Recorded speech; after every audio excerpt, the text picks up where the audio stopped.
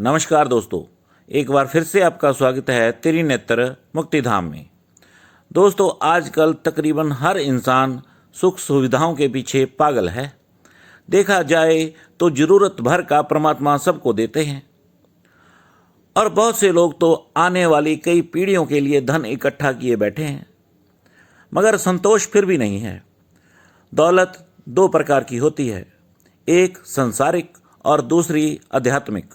सांसारिक दौलत सिर्फ शारीरिक तल पर थोड़ा बहुत सुख दे सकती है, मगर इस संसार के बाहर हम एक सुई भी नहीं ले जा सकते, भले ही हमारे पास कितनी भी दौलत क्यों ना हो।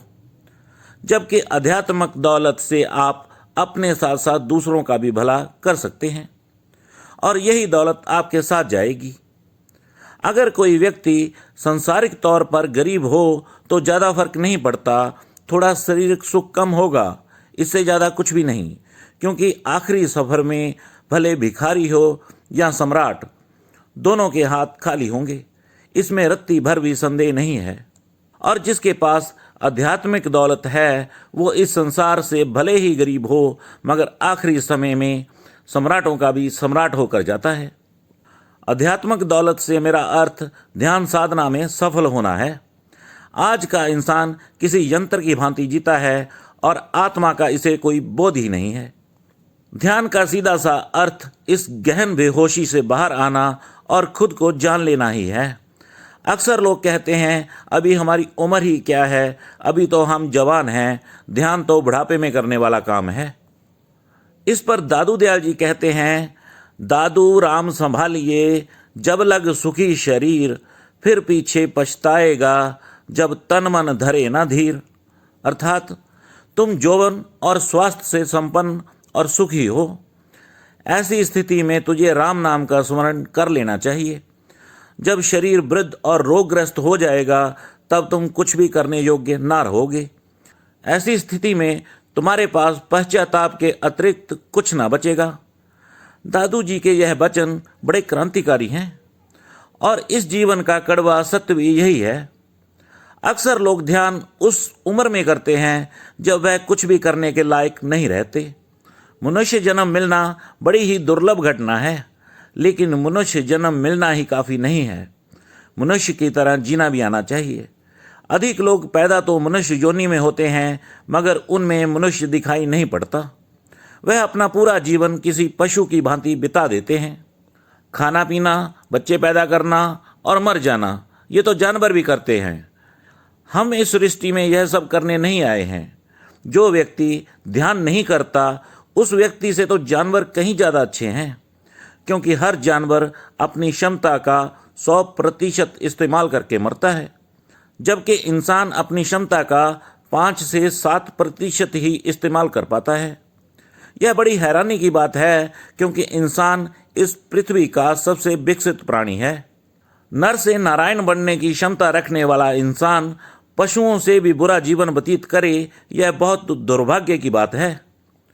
दोस्तों, अंत में ध्यान के अतिरिक्त कुछ भी सहाय नहीं होता और ध्यान की पहली सीढ़ी है दया, जो कि इंसान का मूल स्वभाव है। दया का महत्व इस दोहे से समझें, जप तप तीर्थ लाख करे, नित करे गंगा स्नान, जिसके हृदय दया नहीं वो काहे का इंसान। सभी तरह के जप तप तीर्थ स्नान व्यर्थ हैं अगर इंसान के भीतर दया नहीं है। ध्यान में सबसे बड़ी बाधा है काम, क्रोध, मोह, लोभ और अहंकार। यह पांचों मन के प्रमुख हथियार हैं। इनसे बचना ध्यानी के लिए अति आवश्यक है।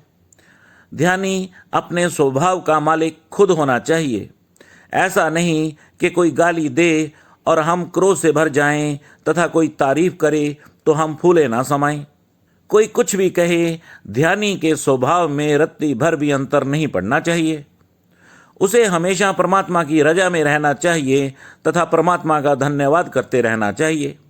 ध्यान को अपनी दिनचर्या में शामिल कर हर दिन ध्यान करना चाहिए। ध्यान की विधि जो भी हो, मगर उस विधि का निरंतर अभ्यास करते रहें। एक समय पर आपके भीतर ध्यान का बीज फूटेगा तथा ध्यान अंकुरित होने लगेगा। एक कहावत आपने सुनी होगी, पत्थर पर बूंद पड़ी ना पड़ी एक बराबर है। जिसने भी यह बात कही होगी यकीनन सिर्फ एक बूंद के लिए कही होगी, वरना अगर पत्थर पर सटीक जगह पर एक निश्चित अंतराल में बूंद गिरती रहे तो आप मेरी बात से सहमत होंगे कि बूंद बूंद से ही उस पत्थर में सुराख हो जाएगा। समय जरूर लगेगा, मगर पानी की बूंदें पत्थर में सुराख करने का दम रखती हैं। ठीक ऐसे ही रोज रोज का ध्यान अभ्यास इस संसार की माया के पर्दे पर चोट करेगा और एक समय पर वह पर्दा हट जाएगा, नष्ट हो जाएगा और उस पर्दे के पीछे परमात्मा आपका इंतजार कर रहा है। पर्दा हटते ही आप सामान्य नर से नारायण हो जाओगे।